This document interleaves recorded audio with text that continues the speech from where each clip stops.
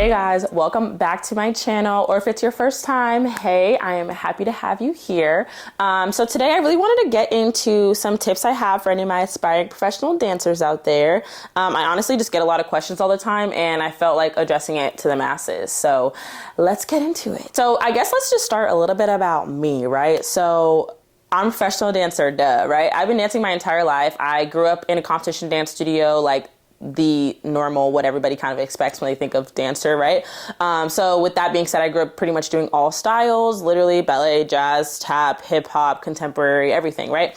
I didn't necessarily see myself as a professional dancer when I was growing up. I think studio life tends to be a little bit more recreational. Even if you are doing competition, you're not always told like it's possible, right?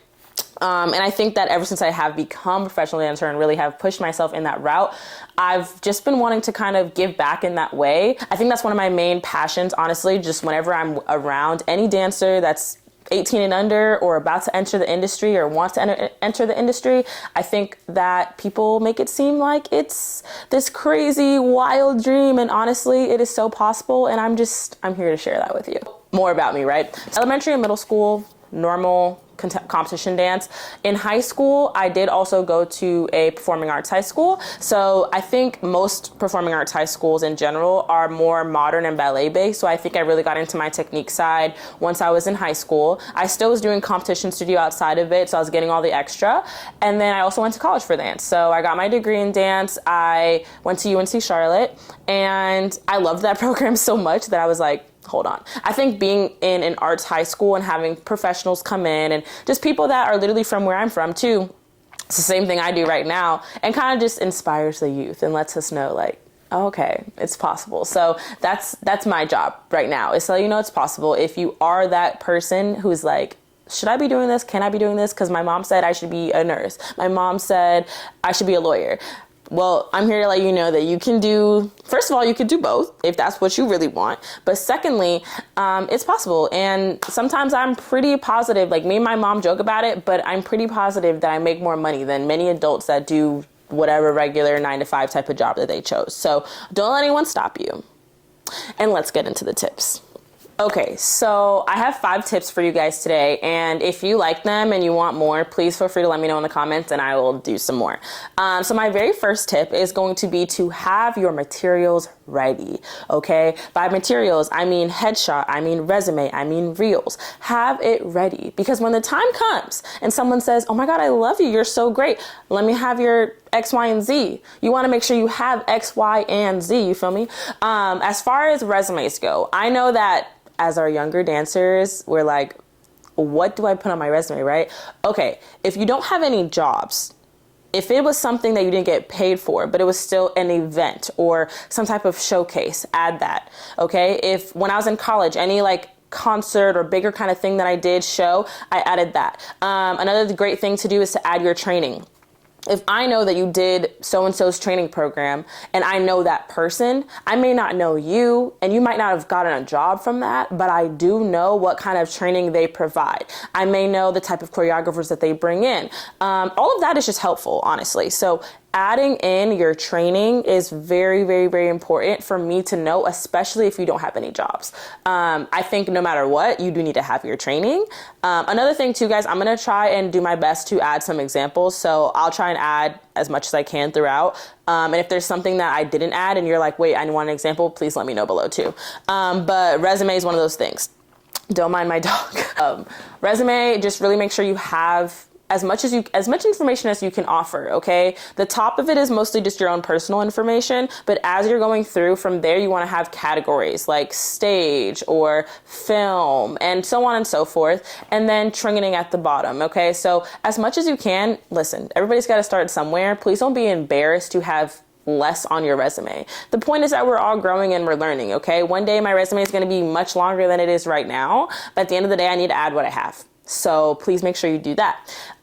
You also want to have your headshot, okay? Your headshots need to be fire.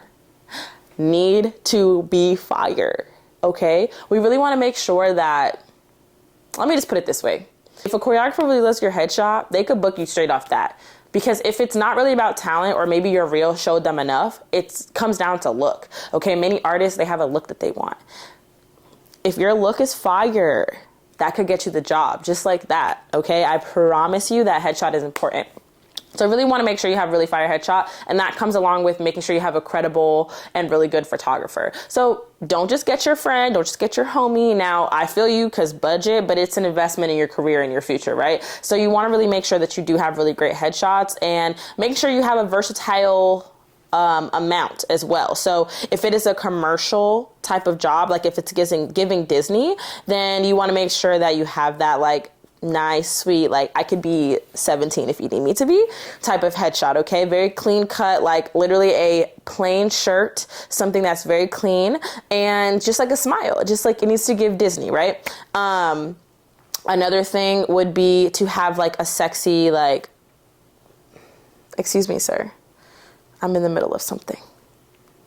Another thing would be to have like a sexy vibe, like something that's just really giving like, who's that girl? It girl vibes, okay? That can be so many different things, so that's really up to you as well. And then you also want to have something that's a little bit more commercial dance. So maybe something that kind of gives like that tomboy vibe, but like you're still hot, like you're still bad. Like that's a bad girl right there. But it needs to give maybe more of like that hip hop vibe, like a little tone of it, something with a little bit more color. Like honestly, there's so many different things. You just want to make sure it's fire. Okay, it's fire. And then your reels, onto your reels. So we want to make sure that our reels are not too long. Okay, we all know that this human attention span, baby, it's giving 1 minute. It's giving 1.5 minutes max. Okay, nobody wants to watch a movie just to know if you're a good dancer. So you have a couple options here. On a lot of casting sites, we usually would add separately jazz video, hip hop video, whatever. So I can see it just separately if that's what I want. I just know I need jazz. I don't want to watch your whole reel, right? So maybe gather some materials that are just separate things, okay? Now, you want to make sure that in your reel, you are either front and center or it is a solo video. I do not want to have to look around to see which one is even you, right? So make sure that you are being smart about which videos you choose. Make sure like it's your most fire videos. And if you're unsure, go film it. Go to a studio by yourself. It could be your choreo, no one cares, no one knows, right? Film something you made up, film something that you learned from class, and make sure it's just fire. Ask a friend that maybe has a camera if you want it to be like higher quality, but it's really just about being clear and knowing who's even the person I'm supposed to be looking at, right? So you can either do like the separate videos. I would say to get those together too, in case someone just wants to see those specific styles, like your main styles, but also getting together a reel that has a good compilation of everything. You do not need to do all the crazy like edits and titles and all that, but try to make it look good, okay? And if you don't know, again, ask somebody for help, ask a friend, hire a friend, whatever you got to do. But again, not too long. So getting together your headshots, your reels, and your resumes are my #1 tip, because trust me, the day that you need it, you will be upset if you do not have it, or if you have to go cram at night and make everything, okay? And always have a couple, like always have a couple on you, okay? Like in your car, in your bag, a flash drive, girl, I don't care, a link, a QR code, I don't care. Have a couple on you. That's tip #1. All right, tip #2, get in the right classes, okay? Now this could mean a couple things. My first thing that I really mean by this is, what do you need to work on? What's gonna make you a better dancer? What's gonna make you a more versatile dancer? Respectfully, let's not get into only our friends' classes that we know we're just like gonna get a good video in. Now, get into those classes so you can get your good video, don't get me wrong.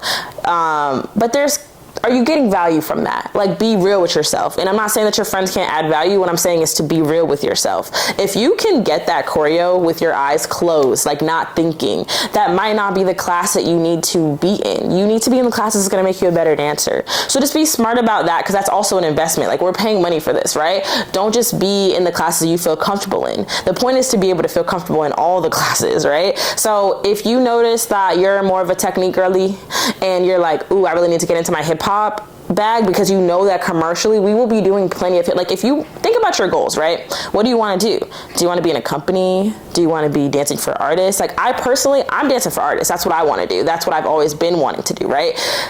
I can tell you right now, just from the last tour that I was on, SZA's music is all over the place. We're shaking ass over here, twerking for real. And then we're over on the other side giving contemporary vibes. There will be a versatile arrangement of dances in just one set, depending on the artist, right? So we want to make sure that you can book me for whatever job, baby. So that all comes down to our training, okay? Whatever job, I can do it. That's like always been my number one goal as a dancer. I want to be able to conform to whatever you ask me to do. I don't want to be the girl that can only do this or only do that. I want to be the person that you can call for whatever job and you know I will get it done, and I'll get it done well. Okay, so if that's your goal too, which it kind of should be, then go ahead and get into the classes you need to be in. Another thing that I mean by that is connections, right? So if you do want to work, another smart investment here is getting into the classes that you know you can make a great connection in that can maybe book you for a job one day. And I'm not saying to just try to, we're not trying to like use a bunch of choreographers out here like, oh my God, I just want to be in your DMs now because I took your class once. But at the end of the day, connections are so real out here. Depending on where you live, I'm just going to say right now in these major cities like LA or New York or whatever, everyone's good. Your talent in Oklahoma, little cities, even me, like being from Charlotte, I will say the reason why I moved is because I reached the cap of my city. There was nothing more for me to learn here. I feel like me and my teachers, we were almost at the same level. I wanted to be better, right? So I moved. But then I came here and everyone is better. We're all better. Okay, everyone's good, which is amazing. But all that means is now that this pool of dancers for these jobs is even larger. So if the choreographer doesn't want to have an audition, because they already know 5 girls that they know can get the job done, and it's because they've been in their classes. I know you can do my style because you've been here. And I know your name because you've been here. And I know that whether or not you're signed, or it does not matter. It doesn't matter what your resume looks like because you've been here. You see what I'm saying? You see what I'm getting at? These connections matter because it is hard to break into the industry when you're just getting started. But if you have someone who can really vouch for you and who can really, really like get you in, why are we not taking that opportunity? That does come a lot too from like, programs and stuff too. So if you feel like you want to get into some programs, get into some programs. I know that that's money. So it's really just truly up to like where you're at, but get into the classes that can really get you some really great connections. People that, if there's showcases and things, just anything. I don't care what it is. That all depends on what you really want to do. But trust me, even if you are in an audition and it happens to be the audition that the choreographer you've been taking their class for a year, I'm looking at you, girl, because I already know you can do this, and you're blowing everyone away, and I'm staring right at you because I know you. It really makes a difference. So get into the right classes. That's tip number 2. All right, tip number 3. Who you are as a person matters. I know this sounds just a little bit silly because like, duh, right? But trust and believe. Some people think that talent is everything, aka I can write off my talent and be a terrible human and people will still want me because I'm that fire. Absolutely not. I'm here to tell you, absolutely not. Okay. And the reason why is because, for example, the last year of my life until about August. So for me, right, from November to August, I was with the same camp. Okay, we were not doing the exact same thing. There was little minor changes here and there, but I am with the same humans for almost a year. If I hate the people that I am with, I will not want to be with you for a year. So as a choreographer, if somebody's trying to book you and they book you for one job, right, and it's maybe just like a one-off thing, and they're like, this person has a terrible attitude, this person is hard to work with, then the odds are is that when the job comes that can book you for a year out, they're not going to want you on it because they're going to be like, ooh, I don't know if I could deal with that in rehearsal for 8 hours, 5 days a week for 8 months. Like, who wants to deal with that, right? So do not think that you can ride by on your talent if you are a terrible human. Now, I mostly mean this in the studio, in work, during work. But at the same time, people talk. No matter how old you get, gossip be around. So at the end of the day, it really just means at all times. At all times, okay? Especially if you are on a job, like physically on a job and you're out somewhere and you're with like the team, just making sure that we are holding ourselves to the highest standards.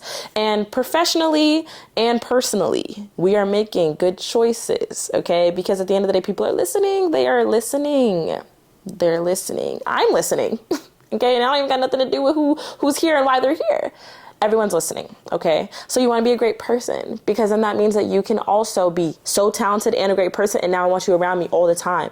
I want you to be my assistant when I'm teaching. I want you to be my assistant on this job, even if you're not on the job. I want you to be my assistant, and I want you to be on the job. I know that you're going to get along with everybody, so actually let's make you dance captain, because I know they're all going to really respect you because they like you when they see that you're talented, they see you work hard. Okay, so that matters. Also, professionalism, okay? So remember to be on time. Remember to read your email from top to bottom, because boy, do y'all be missing details just from not reading. Like, let's read, right? Top to bottom, we're reading, we're making sure that we know what we're supposed to wear. Are we wearing all black? Cool, then show up in all black. Okay, don't be on time, be early, because 9 times out of 10 they want to start rehearsal at 8 or 10 or 12 or whatever time they say. They don't want to have you in there stretching starting at 8:01 because you just put your bag down. They might want to get the ball rolling. So show up early, and even if they don't, at least you were early. So when they show up, they see that you were already there. So be early, not just on time. And that also includes knowing where you're going. So look it up ahead of time, know how parking is, know what traffic's going to be like. Like, just be smart. This is all about responsibility here. We're adults. They expect you to act like one. They don't care if you book the job as a 17-year-old versus a 29-year-old. They don't care. What they want is to know that you're going to be professional day in and day out. Because if the artist is there, if their bosses are there, we need to make sure they look good. Okay, so this is all a representation thing. Okay, we got to make sure that we're holding ourselves. I'm representing myself, I'm representing my agent, but I'm also representing whoever I'm working for. So that choreographer, that tour manager, that artist, whatever it is, I'm representing everybody that I'm with right now. So we want to make sure that professionally we're also on par, not just personally. But both of those things, they're really neck and neck because they matter real bad. Okay, so that's tip number 3. All right, so tip number 4 is audition etiquette. Okay, so this is going to be like a 3-4 parter, so bear with me. But let's just start with headshots. Okay, we want to make sure we have our headshot and resume usually taped, or not taped, stapled to each other, like back to back, or have it printed like that automatically. So that's up to you how you want to have that done. I will say that I always have like 4 to 5 headshots on me no matter what. It's because if, like for me, at least I know like the place that I usually go to get my headshots printed, they're not open all the time super early or late, and they're closed on certain days as well. What if today I get an audition for tomorrow, but they're closed already? I'm good because I have my headshot and my resume already ready, okay? I also always have a couple because now this is like some black girl tea, but especially as a black girl, but it doesn't really matter. Girls in general, this is like a normal thing. We want to make sure that our headshot looks like us, okay? You also want to make sure that, just like I said earlier, like that commercial or the commercial vibe, or like the dance commercial vibe, or whatever it is, I have all my options. Because depending on what the audition's for, you want to make sure that headshot really matches. But what I was saying before is that we change our hair a lot. Okay, black girls, we change our hair a lot. So if you have braids today and you get an audition for tomorrow and you just got them done yesterday, you are not going to go take those braids out just to match your headshot, right? So make sure that when you do change up these hairstyles, that as you can, invest in new headshots as well. Because that means that whenever I have braids, I can go into an audition and I can also have braids on my headshot, right? And vice versa for any other style that you like to wear. I don't want to have to look around the room and be like, who is this girl? I can't find her, because you have a bald buzz cut, but you got braids today, or you got a wig today. Yes, please show up as your best self. So like makeup, hair, everything ready. But that needs to reflect in your headshot too. So I'm not trying to figure out who you are. Okay. So just be smart about that, having them on you and making sure you have the correct and like, you know, ones that are going to match whatever the audition is. Really make sure that you read, you know, your audition ticket just as well as you can. Okay. There's a lot of things on there that are probably important. What you should be wearing, where you should be, what time you need to be there. This is kind of the same thing that I was saying before, but please make sure that you're early, not on time. Okay? Make sure you are early, not on time, because very often you have to sign some things. If it's for an artist, you might have to sign an NDA. If they're filming, you might have to sign a release form. There might be a long ass line that you do not want to be in the back of, because why? You need to get your number. All these things matter. The earlier that we are, the quicker we can all get in and out. You feel me? So also parking, because you have to remember that 100 people are going to be showing up at the same time. So parking, get there early enough for you to get that spot instead of worrying about trying to find a spot because you was number 99 out of 100. You feel me? Making sure that you are wearing something not only in the, like, so if it's all black, sure. But also something that is going to represent you as a person, okay? And the job that you're trying to audition for. So if it's giving hip hop, like hard hitting, let's not show up like we're going to a heels class, and vice versa. You feel me? So you want to make sure that whatever it is, we are showing up matching that energy, okay? You, as a girl, want to make sure you have heels in your bag just in case. You want to make sure you have knee pads in your bag just in case. Make sure you have water. Make sure you have all those things that are just the just in case moments. You might not use any of it, but just in case, I'm prepared. I'm prepared to make sure I can give you whatever I need. Even as a girl, I will say always bring an extra change of clothes. I feel like for guys, I keep saying as a girl, but for guys, I just feel like everything's a lot easier. So lucky y'all. You want to make sure you look good. Don't get me wrong. Like, go get a haircut. Go make sure your outfit is fly. But at the end of the day, it's just a lot easier for guys. Because for girls, I know, like, for us, if we have on shorts versus pants, you know, I always like to, if I have on shorts, I like to bring pants just in case, because sometimes shorts do give like a girlier vibe. For me, at least, I don't really love doing like hard hitting hip hop in shorts, like little baby tiny shorts, right? But if it's like a sexier vibe, I want shorts on, right? If I thought it was one thing and it's low-key giving something else, I will bring the other option, because I can learn this choreo like this real quick and then go in the bathroom and change, or if I have time before, I can go change, you know? So just being smart about that too, okay? So audition etiquette, there's a lot to think about, but this is also something that when I'm in my audition, the choreographers are looking at that. They want to know how you're showing up right now. And they expect that energy in rehearsal. So if you show up looking crazy, and I mean like makeup, hair, outfit, all that, then they probably think you're going to show up like that to rehearsal. Because no one really shows up to rehearsal looking as good as they do in an audition. Because I probably don't have a full face of makeup and all that stuff, right? But again, we are representing the team right now. So if you look crazy right now, what are you going to look like in rehearsal? Okay, so all of these things matter, and for different reasons. Every choreographer is different, okay? Every artist is different. But we want to make sure that no matter what, you cannot call me out for looking crazy, at the very least, because I got control over that. So I want to make sure I look good, okay? So that's tip number 4. Okay, now, last but certainly not least, tip number 5 is taking care of yourself, okay? So this is very important for my like 25, 30 and up type crew, you feel me? Because I'm 30 and boy, I'll be waking up like, why am I hurting? I didn't even do anything. There's days as a dancer, like we just be hurting. There's no reason, okay? If you didn't know, dance is anatomically incorrect in almost all ways, okay? There's a lot of things that our body and our structure, like our skeletal structure, was not meant to do. Now, we have molded ourselves through the many, many years of being able to do these things. So it might feel normal to you now. But we do have to remember that at the end of the day, as we get older, our bodies are like, girl, why are you doing that? Why are we doing this? Especially at 8 a.m. Like, why do I have rehearsal at 8 a.m.? My body may not be fully like, you know, ready for all of that. So we want to make sure we're really taking care of yourself. That means a lot of things. So we can start with working out, because that is a preventative healthcare right now. That's preventative healthcare. Okay. You are welcome to work out at any moment in life, anytime, all that stuff. And all of that is, I know that some people are like, ew, I don't like working out. I dance. That is my workout. But trust me, dance, if you are like me and you've been dancing since you were 3, I've been dancing for 27 years. You think dance is still making sure I'm in shape? Absolutely not. That's like lifting 5-pound weights for 27 years and still expecting your biceps to grow.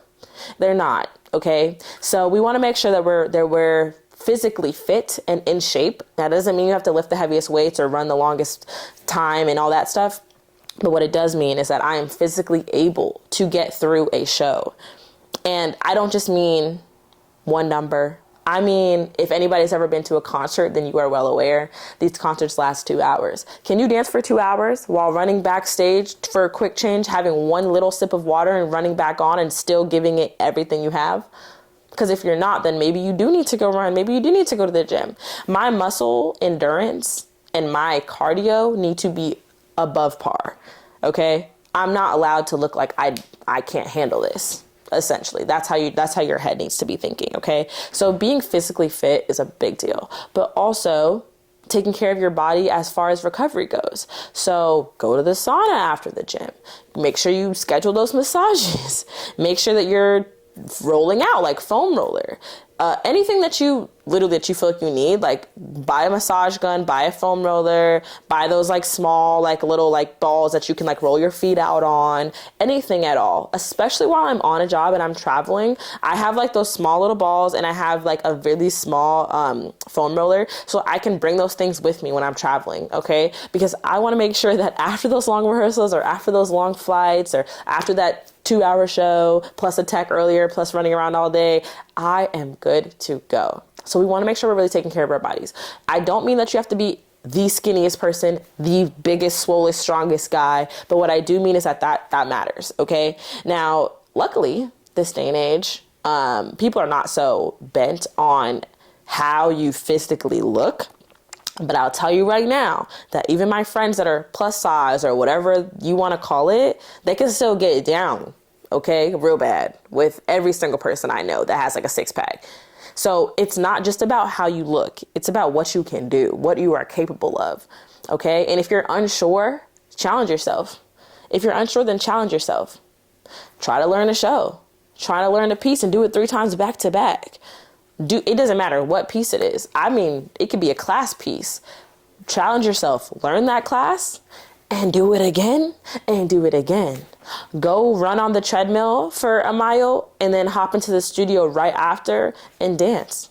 Whatever you have to do, because this is about what you need. Maybe you're already strong muscle-wise, but you need to get your cardio up. Maybe it's vice versa, okay? So taking care of our bodies, making sure that we're scheduling all those recovery sessions and making sure we're just good to go. This is about longevity now, okay? Because I don't want to just dance for 5 years. I want to dance for as long as I can. I know people that are dancing and they're 40 years old, okay? Most people that are 40, we wake up and we be like, oh God, my back. I don't want to be like that. Okay, I'm trying to last as long as I can in this industry and get down, because eventually there's going to be 20-year-olds hopping into the industry and I'm going to be 35. And if 35-year-olds are looking like we can't get through a show, they're going to go straight to the 20-year-olds. I need you to know that I can hang with the 20-year-olds, and that's just on period. Okay, the last job I was on, I was for sure the oldest. And it wasn't by that many years, but like I'm 30 and there's people on my job that were 22, 23, 24, 25. I don't want to feel like, ooh, I can't handle that because I'm 30. No. And neither do you, I'm sure. So that's tip number 5. Now, those are my 5 tips. I have a lot more, honestly, that I could probably share. So if you guys have any questions, please feel free to comment below, reach out here on Instagram or something, and just let me know. And I'll do another video on some more tips that I have, just kind of continuing this. But anybody who wants to be a professional dancer, I'm really here to tell you that it's possible, okay?